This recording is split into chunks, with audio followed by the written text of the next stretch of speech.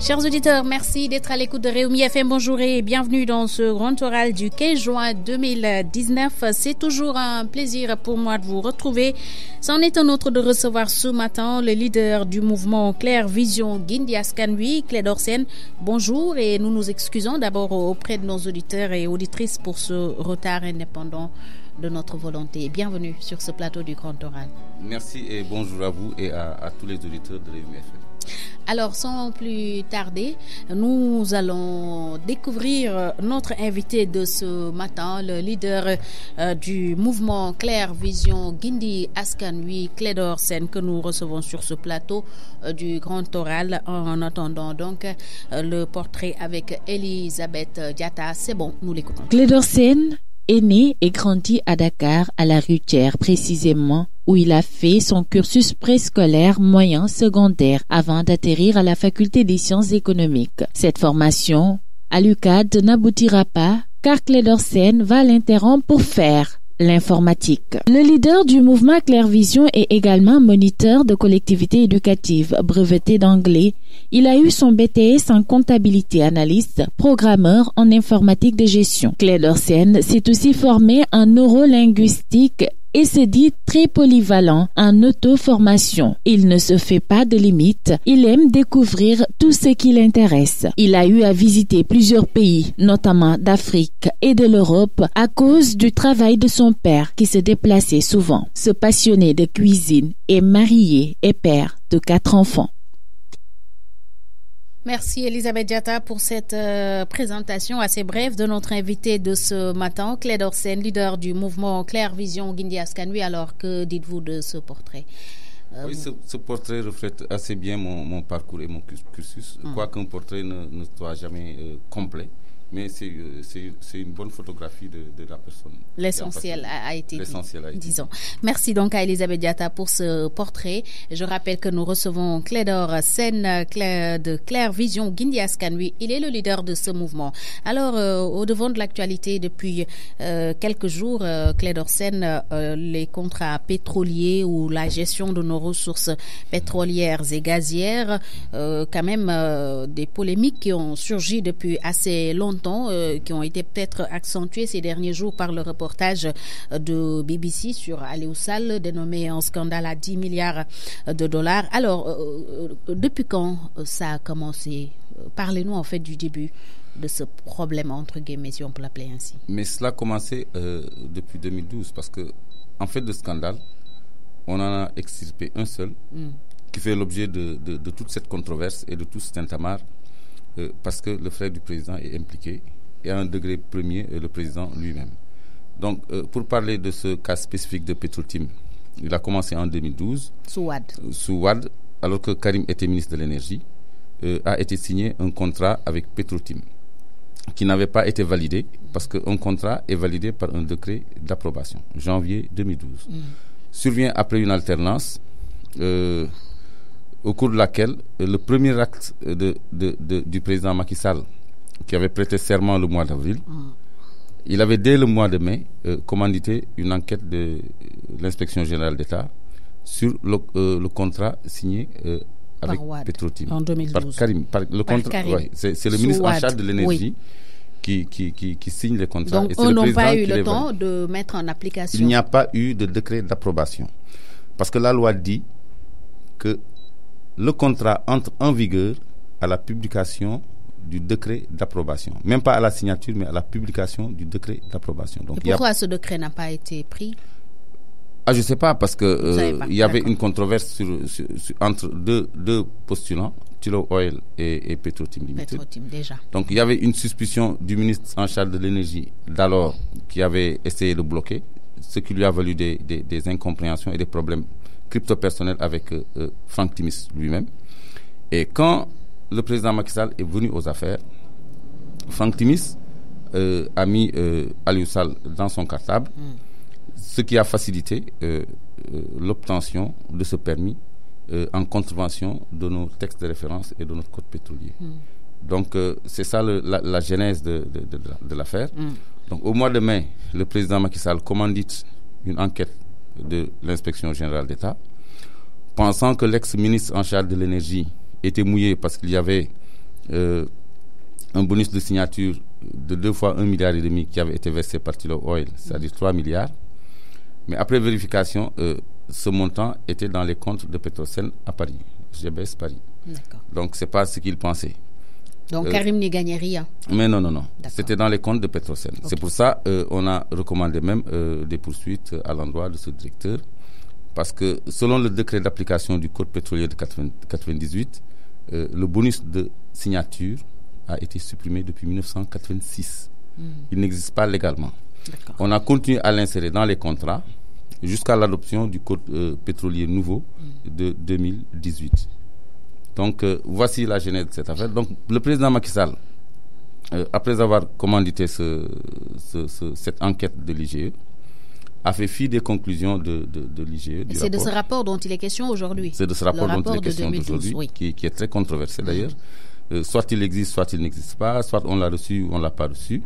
Donc, il a quand bien même octroyé les blocs alors que le rapport lui recommandait l'annulation pure et simple des permis octroyés à Petrotim Limited sur les 2 blocs de Saint-Louis et de Kayar. On suppose que vous avez accès au rapport. Alors, sur quoi les enquêteurs de l'IGE se sont fondés pour prodiguer ces conseils? Parce que d'abord, nous avons nos textes de référence, que sont le Code pétrolier et son décret d'application et le Code général des impôts, qui présentent tous les avantages aux sociétés contractantes et toutes les obligations qui les attendent. Et d'après ce Code pétrolier, il y a une disposition, c'est-à-dire son article 8, dispose que nul ne peut bénéficier d'un titre minier d'hydrocarbures s'il ne justifie pas des capacités techniques et financières pour mener à bien les opérations pétrolières. Parce que c'est des investissements très lourds et techniquement, ça requiert des mégastructures, installer des plateformes forées à 3000 mètres sous le niveau de l'eau. Ça demande des moyens. Donc, pour appliquer ces dispositions, il y a une transposition au niveau de Petrosen, au sein duquel il y a une commission d'évaluation chargée justement d'évaluer les capacités techniques et financières des compagnies demanderesses. Et il est ressorti de cette enquête que Petrotim n'est pas passé dans cette commission d'évaluation. Parce que l'actuel directeur général de Petrosen, Mamadou Faye, il ressort de son PV qu'il n'a assisté à aucune enquête ni aucune évaluation de Petrotim. Et il a cherché Petrotim dans Internet. Il ne connaissait aucune société auparavant appelée Petrotim. Donc c'est une société qui était même méconnue, ce qui est très rare dans le milieu du pétrole. Parce qu'ils se connaissent presque tous. À l'image de BP et autres. Voilà, tu cliques et puis ils ont tous des sites. Oui. Même toutes les presses en ligne ont des sites. A fortiori une multinationale, un géant du pétrole, quelqu'un qui opère dans le secteur pétrolier. Il a au moins un site ou une référence. Ça, donc, c'est le directeur de Petrosen qui le dit. C'est l'actuel directeur de Petrosen qui le disait quand il était dans la commission d'évaluation, qui était chargé de voir si les compagnies demanderesses remplissaient les critères. Donc, première violation, le code pétrolier. Donc, Petrotim n'aurait jamais dû légalement disposer d'un permis. Parce que Aliou Sall ne présente pas ses capacités financières et techniques. Parce que sur le plan technique, il a une formation de journaliste. Sur le plan financier, il n'est pas aussi balèze pour installer des plateformes, pour faire des puits d'évaluation, des études sismiques 3 dimensions, etc. Donc, Petrotim Limited non plus. Mais il se dit que pour être, par exemple, représentant prix d'une multinationale, on n'a pas besoin d'expérience. C'est juste pour faire les démarches administratives, entre autres. Ce n'est pas vrai, ça? Non, c'est pas tout à fait ça. Parce que sinon, l'IGE n'aurait pas conclu à l'annulation des permis octroyés.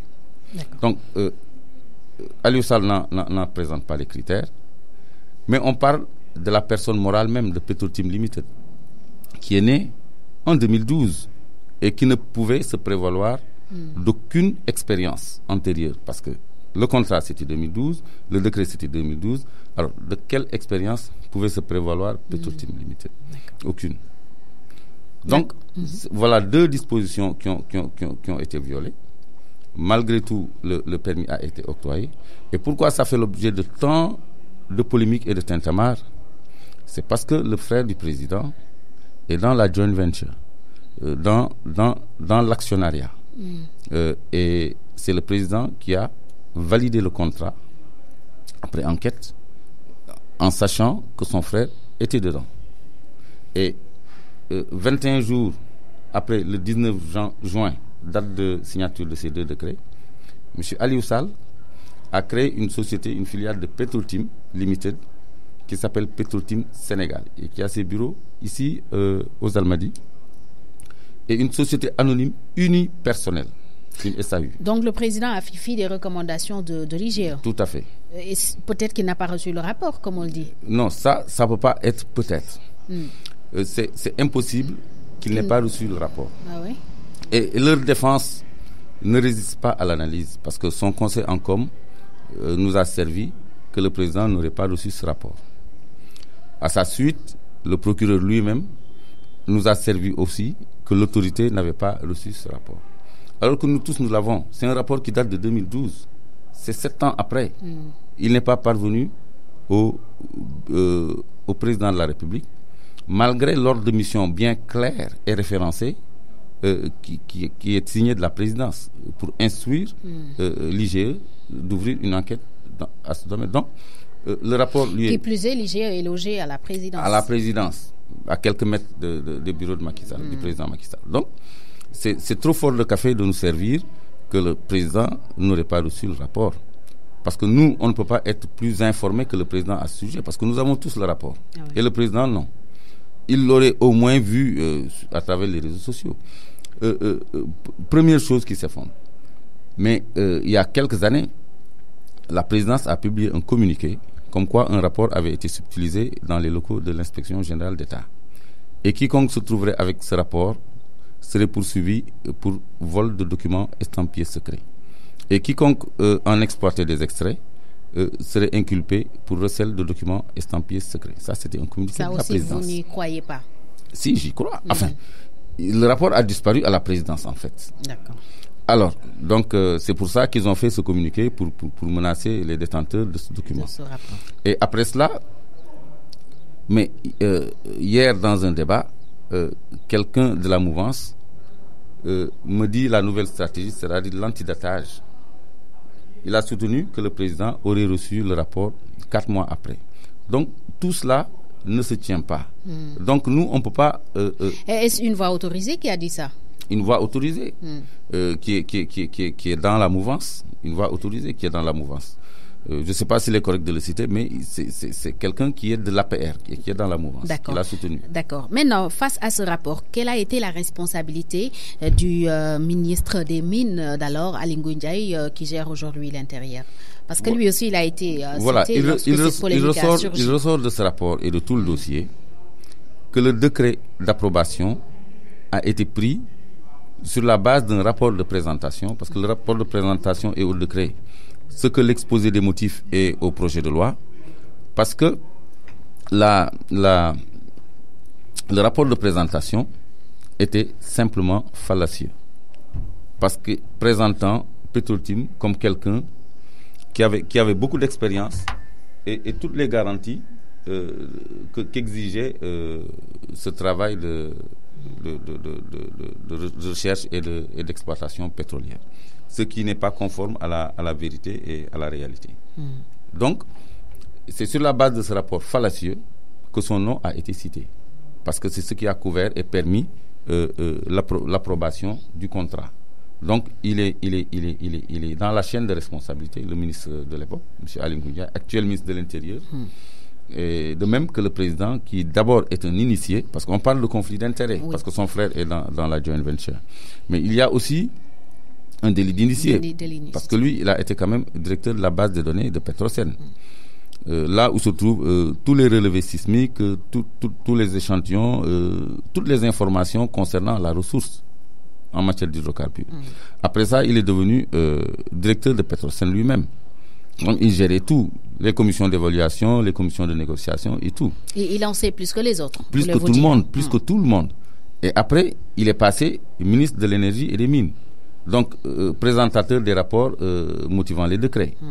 Ensuite, il est passé Premier ministre, contre-signataire des décrets d'approbation. Puis maintenant, président. Alors, quelqu'un comme ça, quand il vient au pouvoir, il prête serment le mois d'avril. Mais 19 juin, il signe 2 décrets octroyant 2 blocs les plus importants du Sénégal à une société où se trouve son frère, qui, par acte notarié, a créé une filiale où il est l'unique gérant. Il n'y a pas de polémique possible, c'est beaucoup trop clair. Parce que s'il était membre de Petro-Tim Sénégal, peut-être on pourrait nuancer. Mais il est unique actionnaire de cette société Petro-Tim Sénégal à qui on a reversé les 90% d'actifs qui revenaient à Petro-Tim Limited et qu'ils ont vendu tout de suite à Cosmos les 60%. Et ils ont retenu le reste. 30%. Les 30%. Alors, la part du Sénégal dans tout ça? Bon, la part du Sénégal, théoriquement, c'est 10%. C'est 10% de la ressource auxquels s'ajouteront, après défalcation de ce qu'ils appellent recouvrement des coûts pétroliers, il y aura une production restante qui va être partagée selon une grille de production où, dans le cas le plus optimiste, le Sénégal pourra avoir 50% de ce reste à partager. Dans les contrats, il y a une disposition très léonienne qui dit que sur la production, le contractant prélève d'emblée 75%. Petrosen 10%, il reste 15%. Donc ce sont ces 15% qui feront l'objet d'un nouveau partage qui va s'ajouter aux 10% du Sénégal. Et selon un tableau en 4 tranches, comme pour les factures d'électricité, c'est entre 17% et 50% que le Sénégal gagne en plus. Et les 75% défalqués ne sont pas imposables, ne sont pas passibles d'impôt. Donc, nous, on n'a presque pas grand-chose de ces contrats. Bien que les textes disposent que nous pouvons augmenter nos parts de 10%, mais le cas échéant, nous les achèterions, cette disposition n'a jamais été, cette faveur n'a jamais été exercée par le Sénégal, cette possibilité de porter ses parts à 20%, et nos textes nous plafonnent à 20%. On ne peut pas aller plus. Et c'est tout ce qu'il faut revoir. Notre législation minière et pétrolière, il faut qu'on l'adapte à nos intérêts, parce que ce n'est pas dans le sens de nos intérêts. Il faut qu'on revoie, comme disait le président Léopold Sédar Senghor, les termes de partage. Donc vous accordez crédit à ce reportage de BBC? Mais tout à fait. La preuve, c'est que M. Aliou Sall ait renoncé à sa plainte, parce qu'il sait que BBC a du solide et du concret. Il a donné les raisons à travers son avocat. Oui, mais les raisons ne tiennent pas la route. Les raisons ne tiennent pas la route, parce que quand on fait l'objet d'accusations si graves, d'avoir perçu de l'argent libellé taxe due à l'État du Sénégal, d'avoir eu 3 millions de dollars, c'est-à-dire 1,5 milliard en actifs de Timis Corporation. Mais cela mérite de faire la lumière.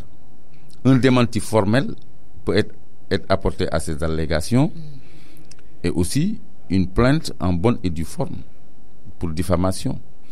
Parce que quand je vous dis, vous, madame, vous êtes actionnaire à Petro-Tim et que vous ne l'êtes pas, je vous porte atteinte. Si je dis en plus, de façon détaillée, que vous avez perçu de l'argent via une société qui a appartenu à votre oncle, puis qui est maintenant sous votre nom, et que vous, en vous défendant, vous dites cette société est bien à mon nom, vous reconnaissez avoir perçu des salaires de Timis Corporation alors que vous aviez servi à l'opinion que vous étiez retiré de tout ce qui était activité pétrolière, alors on justifie le salaire de 5 ans, ça veut dire que rien de tout cela ne résiste à la vérité. Donc c'est un moyen de défense qui est destiné plutôt à l'opinion. C'est des annonces dont on cherche des effets, mais ce n'est pas vraiment une stratégie de défense fondée sur la vérité. Appartient-elle vraiment à Aliou Sall, cette société dont on parle, Agritrans? Agritrans, c'est lui-même qui l'a dit. Mais Agritrans a été créé le 4 octobre 2011 par Abdoulaye Timbo, frère d'Aliou Sall et de Macky Sall. Le maire de la ville de Pikine. Le maire de la ville de Pikine. Par la suite, Aliou Sall a dû le mettre à son nom, parce qu'il a dit que c'est à son nom. BBC aussi a prouvé que c'était à son nom. Mais à l'origine, au départ, c'est Abdoulaye Timbo qui l'a fondé. Et Aliou Sall avait soutenu que c'est lui-même qui avait créé Agritrans, ce qui n'est pas conforme à la vérité. Vous reprochez aussi on reproche, je ne sais pas si vous faites partie de ce qu'ils disent à Aliou Sall, d'avoir, entre guillemets, miné tout le terrain avec une autre société qu'il a créée pour toujours travailler dans le transport. C'est ça? Oui, c'est-à-dire son activité est un peu tentaculaire et il bénéficie des largesses et de la station de son frère président de la République. C'est ça tout le problème. Parce qu'il est actionnaire d'une société, d'une compagnie d'aviation qui s'appelle Sahel Aviation, dont il détient les 25%. Sahel Aviation ne va pas faire du Dakar-Ziguinchor ou du Dakar-Paris, mais il va faire de l'avitaillement. Elle existe déjà. Elle existe déjà. Elle est structurée, elle existe déjà. C'est évident, tous les papiers de constitution de cette société sont là. Lui-même ne s'en défend pas. Il avait dit tantôt qu'il avait bien le droit de travailler.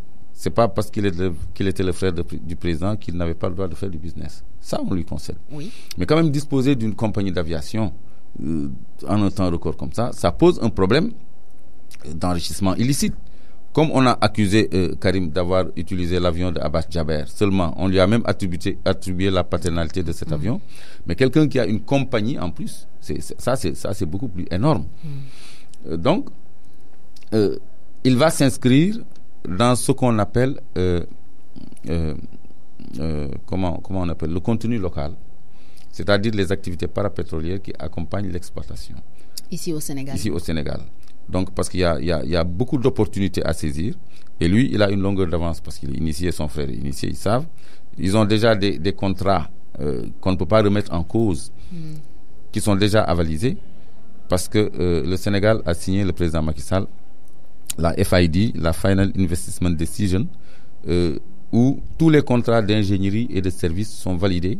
Il l'a signé en Mauritanie avec de concert avec le président mauritanien parce qu'ils exploitent ensemble. Et dans ce cadre-là, eux, ils sont bien servis.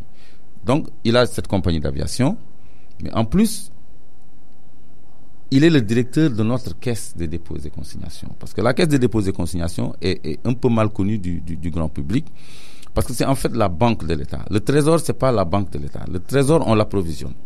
Mais la caisse de dépôt et consignation, c'est la liquidité de l'État qui est là-bas. Ce sont les consignations qui sont là-bas. Le Sénégal a 10% d'or, il est où? Il est là-bas. Le patrimoine foncier, il est géré par la caisse de dépôt et consignation. La preuve, on a donné 7000 hectares à une compagnie, à une société qu'ils ont créée sur le modèle de la SAPCO.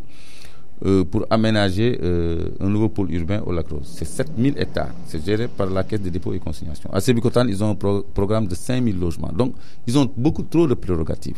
Une structure comme ça, où on te nomme par décret, c'est encore le coup de pouce ou le coup de main même du grand frère. Il n'est pas un haut cadre de la finance ou un cadre de la haute finance. Nous, on regorge de ressources humaines de qualité en matière de haute finance. Des inspecteurs, des docteurs même. Mais lui, il est journaliste et il est le directeur. Un autre fait qui attire l'attention de certains, si ce qui a été proposé lors des concertations est validé, la part des générations futures dans ces ressources pétrolières et gazières devra cette part donc être logée à la Caisse des dépôts et consignations. Mais tout à fait. C'est la banque du Sénégal, en fait, la Caisse des dépôts et consignations. Et ceci est d'autant plus inacceptable que M. Aliou Sall est administrateur déjà d'une banque privée, la BDK, fondée par le même Franck Timis, encore lui. La Banque de Dakar. La Banque de Dakar, c'est une banque de Franck Timis. Ça appartient à Franck Timis, qui l'a ouvert, et Aliou Sall en est l'administrateur. Alors nous, on lui donne notre patrimoine financier, alors qu'il est banquier. Donc, moi, à sa place, les milliards de l'État, je les loge à la BDK et je récolte comment dirais-je, les intérêts. Un DAT. Donc, ça, c'est des positions d'enrichissement dans lesquelles on le place. Et c'est amoral et c'est inacceptable. Des conflits d'intérêts. Des conflits d'intérêts. C'est inacceptable. Donc, tout ceci n'exclut en rien la responsabilité du chef de l'État, parce que c'est lui qui l'a mis là-bas par décret. Parce qu'il y a une polémique sur Aliou Sall doit-il démissionner ou non. Il ne doit pas démissionner, il doit être démis. Parce qu'il a été mis là-bas par décret. C'est le président qui doit assumer ses responsabilités. Alors si malgré tout ce tintamarre, il le maintient là-bas, ça veut dire que c'est très commode pour lui que son frère y soit. D'accord. Vous suivez le Grand Oral sur Rewmi FM et nous recevons Clédor Sène, leader du mouvement Claire Vision Guindi Askan Wi. Alors, beaucoup d'accusations sur Aliou Sall. Des preuves, on en demande. Le procureur a lancé justement il y a quelques jours un appel à témoins. Vous avez été le premier d'ailleurs à vous annoncer à la division des investigations criminelles. Malheureusement, votre déposition n'a pas été prise parce que le dossier n'aurait pas été transmis par le procureur, contrairement à ce que vous attendiez. Avez-vous des preuves palpables contre aussi bien le président Macky Sall qu'Aliou Sall dans cette affaire de pétrole et de gaz? Mais bien sûr, et tout à fait. Sinon, je n'aurais pas réagi avec autant de promptitude à l'appel suspect du procureur de la Pourquoi République. Suspect? Parce que il aurait dû carrément ouvrir une information judiciaire. Ça a été fait, non? Non, c'est pas ça. Il a ouvert une enquête. Une enquête, c'est la première instance, c'est la police, la gendarmerie. Mais s'il ouvre une instruction judiciaire, le dossier est confié à un juge d'instruction qui, lui, par commission rogatoire, saisit la police ou la gendarmerie d'une enquête. Mais le procureur a directement, en choisissant la voie de l'enquête, saisi la police. La DIC. Donc, il n'y a aucun juge chargé de ce dossier. Parce que eux, ils veulent le gérer dans la confidentialité. Première anomalie. Quelle est la différence à ce niveau? La différence... Pensiez-vous qu'avec les juges... ça aurait été beaucoup plus crédible et beaucoup plus rapide? Actuellement, il n'y a pas de dossier en justice. Il y a une simple enquête de police. Mais quand le dossier est remis à un juge, le juge s'en réfère à la police pour avoir une information, pour que la police fasse l'enquête. Parce que le juge, il fait l'enquête en seconde instance, après le rapport de la police. Et dans ce cas, la police rend compte au juge? Rend compte au juge. Parce que c'est des officiers de police judiciaire aussi, entre autres. Oui. Donc, ils sont assermentés aussi bien que les magistrats et ils travaillent en parfaite coopération et collaboration. Donc, quand on ouvre une enquête. Non, pas une enquête. Une information judiciaire. Une information judiciaire, on désigne un juge d'instruction pour faire la lumière. Dès lors, il y a un dossier et il y a des parties. Parce qu'actuellement, il n'y a pas de parties. Actuellement, on ouvre une enquête, mais ce qui est plus cocasse, l'enquête commence par les témoins, c'est-à-dire presque les accusateurs, et épargne les accusés. Fait fi du gisement d'informations qu'ils ont déjà. Il y a le rapport de l'IGE, il y a le rapport de l'OFNAC qui a été stoppé net, il y a des inspecteurs qui ont déjà enquêté sur le dossier et qui ont fait des conclusions. On ne les met pas à contribution en les appelant, mais c'est nous qui tentons d'apporter la lumière à l'opinion sur ces sujets qu'on interpelle pour qu'on vienne verser à la DIC des éléments de preuve ou des éclairages sur le dossier voulu ténébreux de Petrotim Limited. Comme si c'est nous qui sommes outillés pour le faire. Parce que la division des investigations criminelles, quand même, est une institution. C'est des gens qui sont formés pour les investigations, qui sont outillés en matériel et en ressources humaines, et même par rapport à la loi, qui ont des facilités pour mener à bien leurs investigations. Donc, il ne nous appartient pas, nous, simples citoyens, d'aider des mieux formés que nous à faire le travail. Ça, c'est même un peu... porter préjudice à la crédibilité de cette institution. Donc, cette voie, c'est pas une voie sérieuse. C'est-à-dire choisir la voie de l'enquête. Parce qu'il n'y a rien à enquêter. Vous parliez tantôt de preuves, parce que tout est clair. Il y a les documents constitutifs de Petrotim Sénégal, qui sont des actes notariés, où seul Aliou Sall est le gérant. Vous les avez? Mais oui, tout à fait. Vous les aurez vous aussi. Tout le monde les aura. On va faire des publications. Après une semaine, s'ils ne réagissent pas, on va partager tout ce que nous avons. Et quelle est la réponse qui vous a été servie? Vous en avez parlé, mais bon, reparlez-nous. Oui, c'est parce que vous me parliez de preuves. Oui. Donc, je me suis présenté à la division des investigations criminelles, conformément à la volonté du procureur, exprimée plutôt par le procureur. Je ne suis même pas sûr que telle est sa volonté. Alors, pour me prêter à ce qu'il voulait, c'est-à-dire verser des éléments au dossier Petro-Tim en vue d'aider à la manifestation de la vérité. Alors, j'étais venu, j'ai passé presque une nuit blanche pour confectionner un dossier facilement exploitable à la DIC, parce qu'ils ne sont pas tous forcément experts en la matière. Je leur ai même fait une fiche synoptique bien rangée et ordonnée pour en faciliter l'exploitation, plus des éléments matériels, plus un support électronique, et je me suis présenté à eux pour leur dire je suis venu verser des éléments au dossier de Petro-Tim. Ils me disent oui, mais nous on ne nous a pas transmis de dossier. Il n'y a aucun dossier relatif à l'affaire Petro-Tim. Alors j'ai failli tomber à la renverse parce que je ne pouvais pas m'imaginer un instant qu'il n'y eut pas de dossier au niveau de la DIC relatif à l'affaire Petro-Tim. Alors, je leur demande quand même de consigner des pièces que je viens leur apporter, le temps qu'ils reçoivent le dossier. Parce que pour moi, c'est juste peut-être une lenteur administrative. Le dossier leur sera transmis peut-être demain, après-demain, dans les heures à venir. Oui. Ils me disent non, nous ne pouvons décharger cela parce que nous ne pouvons recevoir aucun élément sans qu'il nous soit transmis l'ordre de transmission qu'ils appellent un soit transmis du procureur de la République. Donc ils n'ont rien voulu prendre. Ils n'ont rien voulu prendre. Alors je leur dis, mais le cas échéant, c'est-à-dire s'ils reçoivent, s'ils leur est transmis le dossier, vous allez me convoquer alors. Ils me disent en principe non. En principe non. Parce que c'est un appel à témoin. Oui, je leur dis, mais donc moi, comment je peux savoir que le dossier vous aura été transmis? Ils me disent de toute façon vous le saurez. Et on a votre numéro de téléphone. Comment? Ils vont communiquer alors? Certainement, il n'a pas été explicite, mais j'ai pensé qu'ils vont communiquer. Alors, hier dans une télévision de la place, le journaliste m'a dit qu'ils auraient reçu une information comme quoi maintenant les gens pouvaient se présenter à la DIC. Mais ce n'est pas une information crédible. Tout le monde l'aurait su. Donc ça c'est encore de la communication. Donc, et vous ne comptez pas y retourner? Ah que si. Sans être appelé? Ah que si. Ah. Dès qu'il y aura un dossier, mais nous y retournons parce que c'est pour nous une opportunité de tirer cette affaire au clair.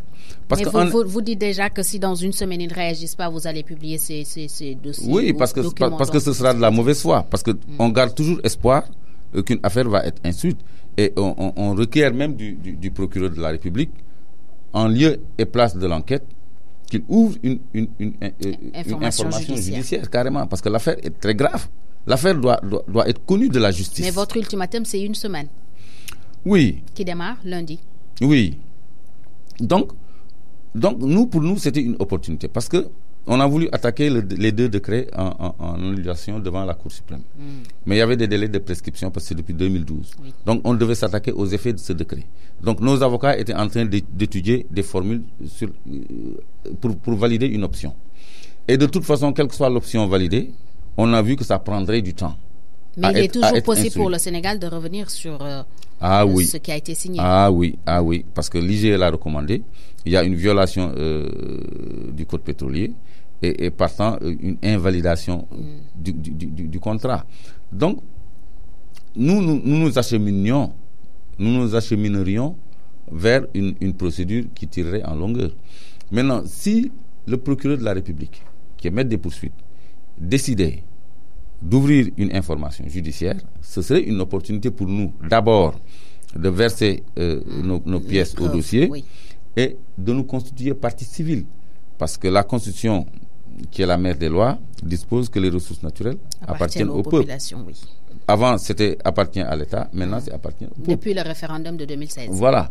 Donc maintenant, nous sommes fondés à nous porter partie civile pour tout ce qui concerne les ressources naturelles. Donc, c'est une opportunité réelle pour nous d'ouvrir enfin un dossier qui fera la lumière sur cette ténébreuse affaire. Donc, c'est pour ça qu'avec promptitude, j'ai réagi Parce que pour nous, c'est inespéré. Et vous auriez de nouvelles preuves contre Aliou Sall? Contre Aliou Sall et le président Macky Sall. Et Aly Ngouille Ndiaye et tout le reste. On peut avoir la primeur? C'est pas courtois quand on va vers la DIC de divulguer ce qu'on lui apporte par voie de presse. Parce que ça n'aurait plus de substance et ça peut gêner l'enquête. Tout ce que je peux dire, c'est ce qui est déjà connu du grand public. C'est-à-dire qu'il y a des statuts qui prouvent qu'Aliou Sall a créé Petrotim Sénégal, le rapport de l'IGE qui est rendu public, etc., etc. D'accord. Passé ce délai d'une semaine, votre ultimatum, on espère l'avoir, cette primeur concernant ces nouvelles informations. Certainement. Alors, on avance. Vous voulez aussi organiser une manifestation le 19, date commémorative de la signature de ces 2 décrets, c'est ça? Tout à fait. Vous avez été voir l'autorité. Tout à fait. Avant de me rendre à la DIC, oui. Je m'étais rendu préalablement à la préfecture de Dakar pour soumettre une déclaration de rassemblement pacifique à la place de l'indépendance le 19 juin 2019. 19 juin, c'est la date de prise des 2 décrets, de 2012-596 et 2012-597, qui ont octroyé le bloc de Saint-Louis et de Kayar à Petrotim Limited. Pourquoi notre intérêt pour ce dossier? Il faut que les Sénégalais sachent que nous avons des ressources inépuisables, surtout dans le bloc de Saint-Louis. Il s'agit de réserves en gaz de 50 000 milliards de pieds cubes. 50 000 milliards. 1000 milliards, c'est 1 trillion. Dans leur langage, ils disent 50 trillions. C'est 50 000 milliards de pieds cubes. Un pied cube, c'est un peu moins, c'est moins d'1 mètre cube. Mais en mètre cube, c'est quand même des milliards de mètres cubes. Donc ça, c'est un patrimoine inespéré qui peut être un levier pour financer le budget du Sénégal et le développement du Sénégal. Soulager les populations en matière d'électricité, parce que c'est une source, c'est un combustible qui peut produire de l'électricité, qui peut booster l'économie et qui peut soutenir le budget, donc le coût de la vie. Et nous inscrire dans une dynamique d'appurement de la dette et de souveraineté économique. Mais on en a fait un gâchis. Parce qu'on a non seulement hypothéqué les 10% que le Sénégal devrait avoir de cette ressource, mais on a donné une telle manne à des courtiers, en fait. Parce qu'il est ressorti également du rapport de l'IGE qu'il craignait que Petrotim Limited fût une société spéculatrice, ce que l'avenir a démontré. Parce que aussitôt le contrat validé par le décret d'approbation, ils ont tout de suite vendu 60% à Cosmos et ils ont marchandé avec les autres 30% pour avoir encore plus. Et ce sont que ces 30% qui font l'objet du scandale qu'on appelle scandale à 10 milliards. Il s'agit de 90% au total. Donc 10 milliards multipliés par 3, c'est 30 milliards en fait, quand on considère les 90%. Parce qu'on fait fi des 60% qui ont déjà été précédemment vendus à Cosmos. Et qui font partie des actifs transférés à Petrotim Sénégal, d'Aliou Sall. Et cette manifestation, elle aura lieu? Elle aura lieu le mercredi 19. Vous avez l'autorisation? On n'a pas encore reçu l'autorisation parce que le préfet nous a promis d'instruire la lettre, c'est-à-dire la déclaration. Avant ça, il nous a reçus dans son bureau pour nous convaincre de changer de lieu compte tenu de la sensibilité de la place de l'indépendance.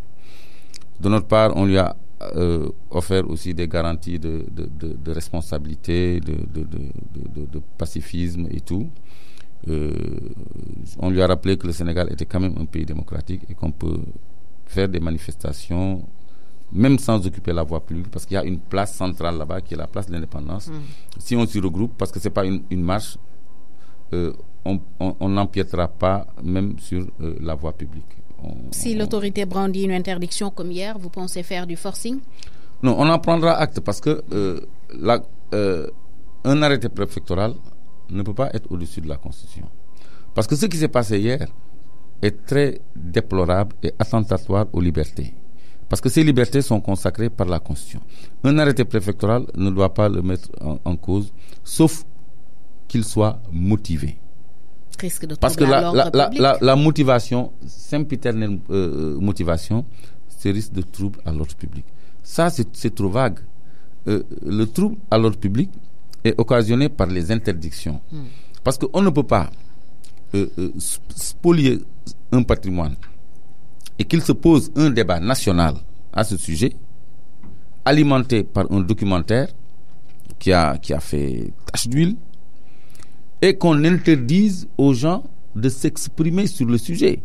Parce que même le procureur, en nous intimant, nous qui en parlons sur les plateaux de télévision et partout, de désormais nous en référer et nous adresser à la DIC, c'est une menace qui n'est même pas voilée. C'est une tentative d'estomper le débat public sur ce sujet. Donc, les citoyens se sentent propriétaires de leurs avoirs pétroliers et miniers. Ils veulent manifester pour qu'on fasse la lumière sur ce dossier. On leur dit, on ne manifeste pas, on ne parle pas. Et cela est d'autant plus inacceptable que l'actuel ministre de l'Intérieur fait partie des personnes dont la responsabilité est engagée dans ce dossier. Et c'est lui qui a la tutelle du commandement territorial, donc du préfet, qui a interdit. Malheureusement, nous sommes rattrapés par le temps. On aurait aimé évoquer davantage, d'autres sujets, mais on aura peut-être encore l'occasion de le faire. Merci en tout cas, Clédor Sène, d'avoir répondu à notre invitation ce matin. On sait que ça n'a pas été facile vu un peu les événements qui ont un peu précédé cette émission. Merci en tout cas pour votre disponibilité. Merci à Elisabeth Diatta aussi pour le portrait de l'invité et à Diao Diallo pour la partie technique très bien assurée. Nous recevions Clédor Sène, leader du mouvement Claire Vision Guindi Askanui. Merci à vous d'avoir suivi cette émission que vous pouvez réécouter lundi à 18h et elle sera aussi reprise par le quotidien Réumi dans sa parution de lundi. Ça a été un plaisir pour moi de vous servir et je promets de vous retrouver samedi prochain, Inch'Allah, avec un autre invité pour un autre grand oral. Passez un excellent week-end.